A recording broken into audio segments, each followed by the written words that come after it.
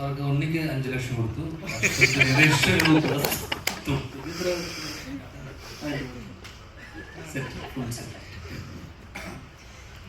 അല്ലേ?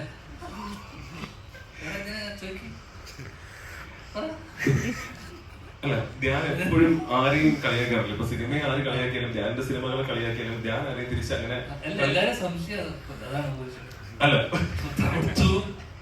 അവരൊന്നും അങ്ങനെ ചെയ്യില്ല. നിനക്കൊക്കെ സംശയം ഉണ്ട്, അങ്ങനെ പറഞ്ഞപ്പോ അല്ലേ? അവരൊന്നും അങ്ങനെ വായിച്ചു വാങ്ങിച്ചൊന്നും ചെയ്യുന്ന ആൾക്കാർ, വളരെ ജെനുവിനായിട്ട് സിനിമ റിവ്യൂ ചെയ്യുന്ന ആൾക്കാരാണ്. മനസ്സിലായോ? ലെവൽ വെച്ചാൽ അതിന് വേണ്ടി കൂട്ടുവെക്കുക. ആദ്യമായിട്ട് ഒരാള് സിനിമ നല്ലത് അല്ല, എന്തായാലും ഫസ്റ്റ് ദിവസം തന്നെ ഇവര് പോയി സിനിമ, നമ്മുടെ സിനിമകൾ എന്തായാലും കാണും. പക്ഷെ ഒന്നടങ്കം നല്ലത് പറഞ്ഞത് എനിക്കൊന്ന്, പ്രത്യേകിച്ച് ഉണ്ണിയും പോക്കും ഇപ്പോഴത്തെ മെയിൻ സ്ട്രീം റിവ്യൂസില് മെയിൻ ആയിട്ടുള്ള 2 ആൾക്കാരാണ്. അപ്പൊ അവർക്ക് 2 പേർക്കും സിനിമ ഇഷ്ടപ്പെട്ടു എന്ന് പറയുമ്പോൾ ഇവരുടെ റിവ്യൂ ആണെന്ന് ഒരുപാട് ലക്ഷം ആൾക്കാരുണ്ട്. ആ ലക്ഷത്തിന് ഒരു 50,000 അല്ലെങ്കിൽ അതിന് പകുതി ആൾക്കാർ തിയേറ്ററിൽ പോയിട്ട് ഇവരെ ഫോളോ ചെയ്യുന്ന എത്രയോ ആൾക്കാരുണ്ടല്ലോ. അല്ല, കുറച്ച് പേരും സിനിമ ഉണ്ടാക്കുന്നത് നമുക്ക് വലിയ ഉപകാരമായിരിക്കും. കാരണം ഓണം കഴിഞ്ഞ് നിൽക്കുന്നൊരു സമയമാണ്. അപ്പോൾ ഓണം കഴിഞ്ഞ് നിൽക്കുമ്പോൾ റിലീസ് എന്ന് പറയുമ്പോൾ സ്വാഭാവികമായിട്ടും ഒരു ചെറിയൊരു ഡൾ ഫേസ് ഉണ്ട്. കാരണം തിയേറ്ററിലേക്ക് ആൾക്കാർ വരുന്നത്, ഫാമിലിയൊക്കെ വരുന്നത് ചിലപ്പോൾ കുറയാനുള്ള സാധ്യതയുണ്ട്. ഓണം കഴിഞ്ഞു, അപ്പോൾ ഇനി കുറച്ച് അടുത്ത സീസണുകളിലേക്ക് വേണ്ടി വെയിറ്റ് ചെയ്യും. അപ്പോൾ ഇത് നമ്മൾ ടാർഗറ്റ് ചെയ്യുന്ന ഒരു ഓഡിയൻസ് എന്ന് പറയുന്നില്ലെങ്കിൽ തീർച്ചയായിട്ടും ഫാമിലി വരണം. കാരണം ഇത് കുടുംബ പ്രേക്ഷകർ ഏറ്റെടുത്താൽ മാത്രമേ നമ്മൾ, കാരണം അങ്ങനെ ഒരു ടാർഗറ്റ് ഓഡിയൻസിന് വേണ്ടി തന്നെ മേക്ക് ചെയ്തിട്ടുള്ളൊരു സിനിമയാണെന്ന് വിശ്വസിക്കുന്നു. ഒരു പരിധി വരെ അവർക്ക് കുറച്ചുകൂടെ കണക്റ്റ് ആവാൻ സാധ്യത കൂടുതലാണ്. അപ്പം എനിക്ക് തോന്നുന്നു ലോകയൊക്കെ കണ്ടു നിൽക്കുന്ന പിള്ളേരെ സംബന്ധിച്ചിടത്തോളം ചിലപ്പോൾ എത്രത്തോളം, ഞാനാണ് ലുക്കിനോട് കഴിഞ്ഞ ദിവസം പറഞ്ഞു, എത്രത്തോളം അവർക്ക് വലിയ മാസീവ് സിനിമകൾ, അത്തരം സിനിമകൾ മാത്രം ഉണ്ടായി പോലല്ലോ. ഇപ്പം കുഞ്ഞു സിനിമകൾ വേണം, ഇത്തരം ഹ്യൂമൻ ഇമോഷൻസും അല്ലെങ്കിൽ ഇത്തരം ചെറിയ അല്ലെങ്കിൽ നാട്ടുപുറം അല്ലെങ്കിൽ നാടൻ സിനിമകളൊക്കെ വേണം. അപ്പം ഇൻഡസ്ട്രിയെ എന്നാലും മാത്രമേ നമ്മുടെ ഇൻഡസ്ട്രിയിൽ നിലനിന്ന് പോകുള്ളൂ. അപ്പോൾ ഫസ്റ്റ് ഡേ തന്നെ ക്രിട്ടിക്കലി ഇതിന് വലിയ രീതിയിലുള്ള ഒരു അക്ലമേഷൻ അല്ലെങ്കിൽ വലിയ രീതിയിലുള്ള ഒരു ഓപ്പണിംഗ് കിട്ടി. പക്ഷെ ഇനി ഓർഗാനിക്കായിട്ട് വരേണ്ട ഓഡിയൻസ് ഉണ്ട്, അല്ലെങ്കിൽ ഓർഗാനിക്കായിട്ട് നെക്സ്റ്റ് വീക്ക് തൊട്ട് നമ്മൾ പ്രതീക്ഷിക്കുന്ന ഫാമിലിയൊക്കെ വന്ന് ഈ ഒരു ചെറിയ സിനിമയെ സപ്പോർട്ട് ചെയ്യും എന്നുള്ളതാണ്. അപ്പം എല്ലാവരും ആ സപ്പോർട്ട് ഉണ്ടാവുമെന്ന് പ്രതീക്ഷിച്ചുകൊണ്ട് എന്തായാലും ആ സൈഡ് നമ്മൾ സേഫ് ആയിട്ടുണ്ട്. അല്ലെങ്കിൽ എപ്പോഴും വരുന്ന ചോദ്യമാണ്, അശ്വതിന് ഇഷ്ടമായില്ലല്ലോ, മറ്റേ ഇവർക്ക് ഇഷ്ടമായില്ല. ഇപ്പൊ ഇവർക്ക് 2 ഇഷ്ടമായി. അവർ രണ്ടുപേരും നല്ല റിവ്യൂ അവർക്ക് ഇഷ്ടപ്പെട്ടത്, അല്ലെങ്കിൽ അവർ എല്ലാ കാലവും അവരൊക്കെ തന്നെ നല്ല സിനിമ അവർക്ക് ഇഷ്ടപ്പെട്ടത്. ഇതൊക്കെ അവരെ കുട്ടിയൊക്കെ എപ്പോഴും പറയുന്നതാണ്, ഇതൊക്കെ അവരുടെ പേഴ്സണൽ ആയിട്ടുള്ള അഭിപ്രായങ്ങളാണ്. അശ്വതിന്റെ ആയിക്കോട്ടെ, അവരുടെ വളരെ പേഴ്സണൽ ആയിട്ടുള്ള അഭിപ്രായങ്ങളാണ്. ബാക്കി സിനിമ കാണണോ വേണ്ടിയോ എന്നൊക്കെ തീരുമാനിക്കും. സിനിമ വളരെ സബ്ജക്റ്റീവ് ആയിട്ടുള്ള ഒരു കാര്യമാണ്. അപ്പോൾ ഓരോ ആൾക്കാരെ ഇഷ്ടം, എൻ്റെ ഇഷ്ടമായിരിക്കില്ല എൻ്റെ ഇഷ്ടം, അല്ലെങ്കിൽ അത് ചിലപ്പോൾ ഇവർക്ക് ഇഷ്ടപ്പെട്ടതുകൊണ്ട് നിങ്ങൾക്ക് ഇഷ്ടപ്പെടണമെന്നില്ല. എന്തായാലും ഇവരെയൊക്കെ ഫോളോ ചെയ്യുന്ന ആൾക്കാരുണ്ട്, സ്ട്രിക്ട്ലി ഫോളോ ചെയ്യുന്ന ആൾക്കാരുണ്ടെങ്കിൽ ഇവരെ ആ കൂട്ടത്തിലുള്ള ആൾക്കാരെങ്കിലും പോയിട്ട് സിനിമ കാണണം. എന്തായാലും നെക്സ്റ്റ് വീക്ക് തൊട്ടിട്ട് കുറച്ചുകൂടെ ആൾക്കാർ തിയേറ്ററിലേക്ക് വരുമെന്ന് പ്രതീക്ഷിക്കും. ഇതിൽ പലപ്പോഴും ധ്യാൻ ശ്രീനിവാസൻ എന്ന് പറയുന്ന നടനോട് അഭിമുഖങ്ങളിൽ അവതാരകർ ഈസിയായിട്ട് ചോദിക്കാം, ഈ പടത്തിന്റെ സ്ക്രിപ്റ്റ് വായിച്ചില്ലേ? ഞാൻ വളരെ രസകരമായി തന്നെ പറയാറുണ്ട്, സ്ക്രിപ്റ്റ് വായിച്ചെന്നോ വായിച്ചില്ലോ എന്ന് രസകരമായ രീതിയിൽ മറുപടി കൊടുക്കാറുണ്ട്. ഇതിൽ ചെയ്തിരിക്കുന്ന നെഗറ്റീവ് ഷെയ്ഡ്, ഇതിൽ എല്ലാത്തരം ആൾക്കാരും, എല്ലാ സെന്റേഴ്സിൽ നിന്നുള്ള ആൾക്കാരും കൃത്യമായ ഒരു കാര്യം എന്ന് പറയുന്നത്, ഇതിന്റെ സ്ക്രിപ്റ്റ് സെലക്ഷൻ ഓഫ് ധ്യാൻ ചെയ്തിരിക്കുന്ന റോള് ഏറ്റവും ഡീസന്റ് ആയിട്ട് ചെയ്തിരിക്കുന്ന, ഏറ്റവും ഗംഭീര അഭിപ്രായം എല്ലാ സ്ഥലത്തു നിന്നും വന്നിരിക്കുന്നത്.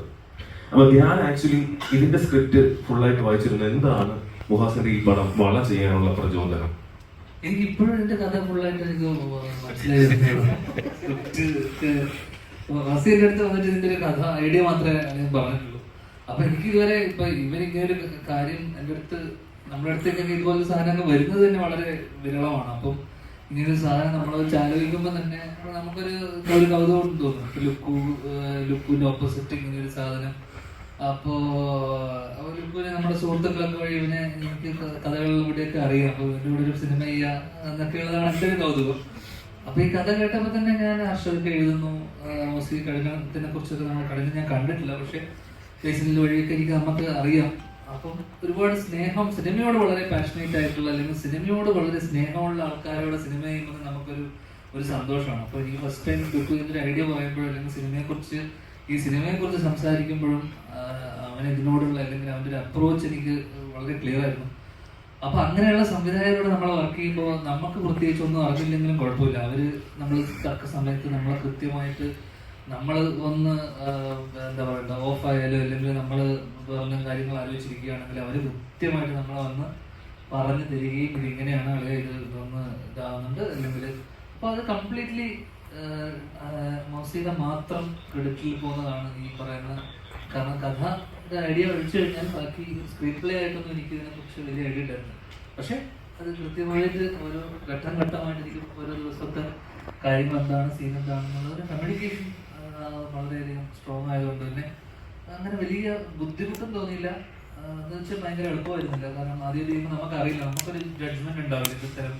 പക്ഷെ പുള്ളി വളരെ കോൺഫിഡൻ്റ് ആയിട്ട് സെക്കൻഡ് ഡേ തൊട്ടിട്ട് എന്നോട് പറഞ്ഞു ഇത് ഓക്കെയാണ്, പരിപാടി നന്നായി വരുന്നുണ്ടെന്ന് തോന്നുന്നു. ആ ഒരു വിശ്വാസം ഇപ്പോൾ തിയേറ്ററിൽ വരുമ്പോഴും ആൾക്കാർ നല്ലത് പറയുമ്പോൾ ഒരുപാട് സന്തോഷം. നേരത്തെ സംവിധായകൻ സൂചിപ്പിച്ചതുപോലെ തന്നെ മമ്മൂസിൽ പറഞ്ഞിരുന്നു നേരത്തെ തന്നെ. കാരണം ധ്യാൻ ഇതുവരെ കാണാത്തിരത്തിൽ ഞാൻ ഫുൾ സംതൃപ്തി നൽകുന്ന രീതിയിലുള്ള ഒരു കഥാപാത്രമായിരിക്കും ഞാൻ ചെയ്യുന്നുള്ളത്. ഇനി അടുത്ത ആളുടെ കാര്യം പറഞ്ഞാല് മറ്റൊരു നായകൻ ലുക്മാൻ അവറാൻ തൊട്ടതെല്ലാം പൊന്നാക്കുന്ന നായകനാണ്. ഇതില് പ്രത്യേകിച്ച് ലുക്മാൻ ഇതില് ഓരോ എനിക്ക് ഏറ്റവും കൂടുതൽ കഥാപാത്രങ്ങളുമായിട്ട് സീൻസ് ഉള്ളത് ലുക്മാൻ ആണ് ഈ ചിത്രത്തിൽ. പക്ഷെ ഓരോ കഥാപാത്രങ്ങളുടെ സീൻ ചെയ്യുമ്പോഴും ആ ഒരു വ്യാപ്തി കൂടി പോകുന്ന രീതിയിലാണ് ഇതിലെ കഥാപാത്രം പ്ലേസ് ചെയ്തിരിക്കുന്നത്. എന്താണ് പ്രേക്ഷക അഭിപ്രായത്തെ കുറിച്ച് പറയാനുള്ളത് ഈ കഥാപാത്രത്തെ കുറിച്ച്?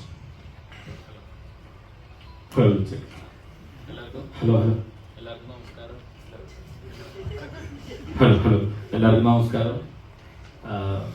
പിന്നെ ഈ പറഞ്ഞ പോലെ ഭയങ്കര സന്തോഷമുണ്ട്. ഞങ്ങള് ഇപ്പൊ നേരത്തെ റിവ്യൂസും ഇതൊക്കെ നല്ല പോസിറ്റീവ് റിവ്യൂ വന്നാൽ പോലും അത് എന്തുകൊണ്ടും ഭയങ്കര സന്തോഷം തരുന്ന കാര്യം തന്നെയാണ്. പക്ഷെ നമ്മളെപ്പോഴും ഭയങ്കര ഹാപ്പി ആക്കുന്നത് പ്രേക്ഷകരുടെ റിവ്യൂ. സാധാരണക്കാരും എല്ലാവരും തിയേറ്ററിൽ പോയി പടം കണ്ട് അവര് അഭിപ്രായം പറയുമ്പോൾ തന്നെയാണ്. അപ്പൊ അതിന് എന്തായാലും ഇങ്ങനത്തെ റിവ്യൂകളൊക്കെ നമുക്ക് ഒരു ധൈര്യം തരുന്നുണ്ട്. ആളുകൾ തിയേറ്ററിൽ വരുന്ന രഞ്ജന പറഞ്ഞ പോലെ എല്ലാവരും കാണാത്തവര് മാക്സിമം തിയേറ്ററിലെത്തുക. അത് ഫാമിലി ആയിട്ടിരുന്ന് കാണാൻ പറ്റുന്ന, ഫാമിലിക്ക് എന്തുകൊണ്ട് ഇഷ്ടപ്പെടുന്ന ഒരു സിനിമ തന്നെയാണെന്നുള്ള ഒരു കോൺഫിഡൻസ് ഞങ്ങൾക്കുണ്ട്. പിന്നെന്താ ഇതിനകത്ത് പ്രതികരിച്ചിരിക്കാനുള്ളത് ഇതിൽ വിജയരാഘവൻ സാറും ശാന്തികൃഷ്ണമേവുമായിട്ടുള്ള കോമ്പിനേഷൻസ് അത് പറയുന്നുണ്ട്.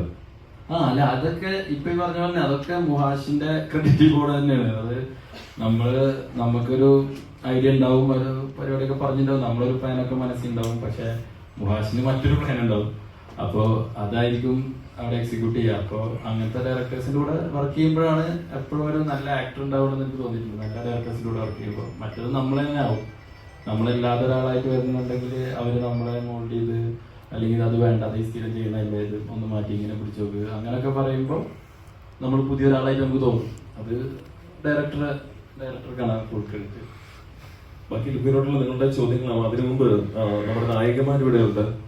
ഈ വളപ്പൊല്ലാം ഉണ്ടാക്കുന്ന നായിക ആസാദി എന്ന് പറഞ്ഞൊരു സിനിമയിൽ ഗംഭീര പ്രകടനം കാഴ്ചവെച്ച് നിങ്ങൾക്ക് ഏവർക്കും സുപരിതയായ മലയാളത്തിലും തമിഴിലും വിവിധ റോളുകൾ കാഴ്ചവെച്ച് പ്രമുഖ താരങ്ങളുടെ ശബ്ദ സാന്നിധ്യമായ ഇപ്പം അഭിനേത്രിയായി തിളങ്ങി നിൽക്കുന്ന രവീണ രവി.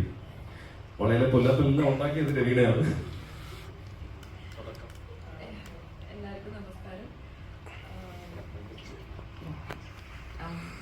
തിയേറ്റേഴ്സിൽ ഇപ്പം നല്ല റിവ്യൂസ് ഉണ്ട്, നല്ല റെസ്പോൺസ് ഉണ്ട്.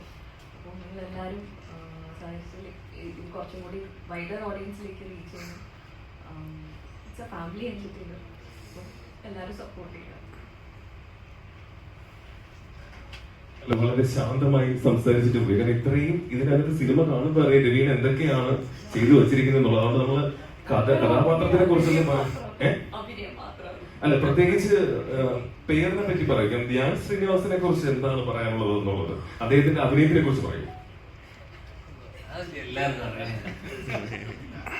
ഞാൻ ഓൾറെഡി വർക്ക് ചെയ്തിട്ടുണ്ട്. പ്രത്യേകിച്ച് ഹീസ് എ ബ്രില്യന്റ് ആക്ടർ. പക്ഷെ ഭയങ്കര ലേസിയാണ്.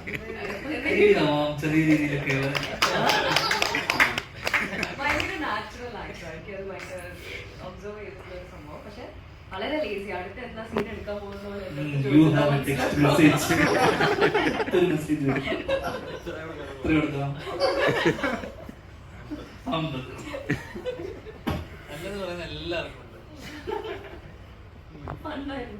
ശരി. ഷീലിന്റെ ഏറ്റവും വലിയൊരു പ്രാധാന്യമുള്ള ദിവസമായിരുന്നു. തന്റെ പിറന്നാൾ ദിനത്തിലാണ് തന്റെ ചിത്രവും റിലീസായത്. വളയെക്കുറിച്ച് എന്താണ്